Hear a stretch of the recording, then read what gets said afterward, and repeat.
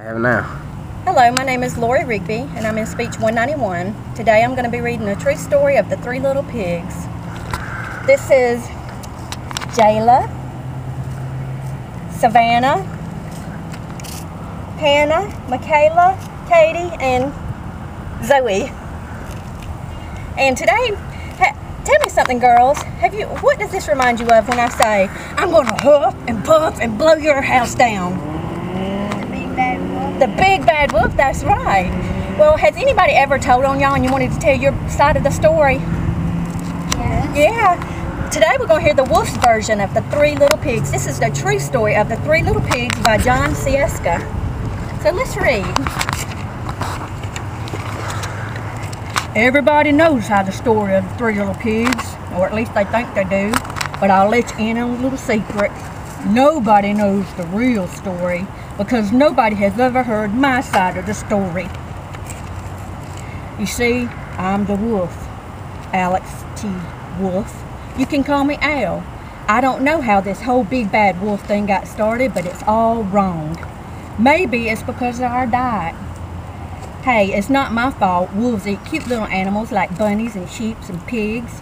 That's just the way we are. If cheeseburgers were cute, folks like you would probably think you were a big bad wolf too. But like I was saying, the whole big bad wolf thing is all wrong. The real story is about a sneeze and a cup of sugar. This is the true story. Way back, once upon a time, I was making a birthday cake for my dear old granny, and I had a terrible cold, and I ran out of sugar. So I walked down the street to ask my neighbor for a cup of sugar. Now this neighbor was a pig, and he was not too bright either. He had built his whole house out of straw. Can you believe it? I mean, who in their right mind builds a house out of straw? Yep. So of course, the minute I knocked on the door, it fell right in. I didn't want to just walk in someone else's house, so I called, little pig, are you in? No answer. I was just about to go home without the cup of sugar for my dear old granny's birthday cake. That's when my nose started to itch. I felt a sneeze coming on. Well, I huffed and I snuffed and I sneezed a great sneeze. See the little pig? And you know what? The whole house fell in. And right in the middle of the pile of straw was the first little pig, dead as a doornail. He had been at home the whole time. It seemed like a shame to have a perfectly good ham dinner just lying around in the straw, so I ate it up. Think of it as a big cheeseburger just lying on the grass. I was feeling a little better, but I still didn't have my cup of sugar, so I went to the next neighbor's house. The neighbor was the first little pig's brother. He was smarter, but not much, because he had built his house out of sticks. I rang the doorbell. Nobody answered. I called, Mr. Pig, are you in? He yelled back, go away, wolf. You can't come in. I'm shaving the hairs on my chinny chin. I just grabbed the doorknob when I felt another sneeze coming on. I huffed and I snuffed and I tried to cover my mouth, but a great sneeze came. And you're not going to believe it. This guy's house fell in just like his brother's. When the dust cleared, there was the second little pig, dead as a doornail. Wolf's honor. Now, you know how food will spoil if you just leave it laying around, so I did the only thing there was to do. I had dinner again. Think of it as a second helping. I was getting awfully full, but my cold was getting a little better, and I still didn't have a cup of sugar for my dear old granny's birthday cake, so I went next door.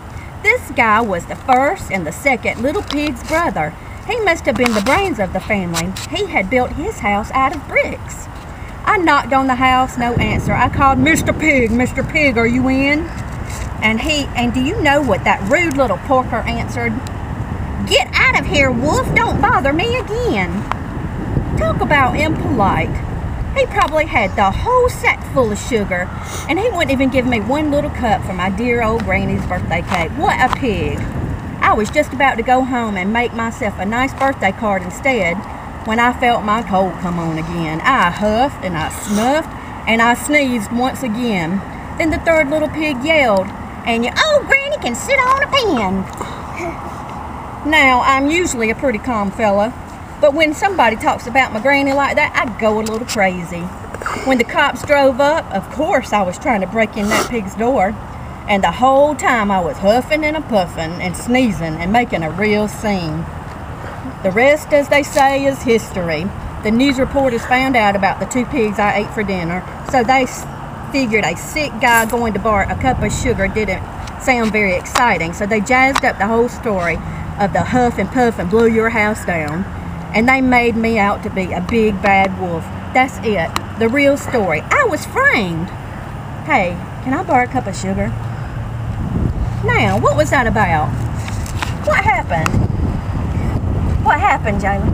I mean, Zoe? Wolf had one cup of sugar because he didn't have sugar. And he really didn't mean to kill the pigs, did he?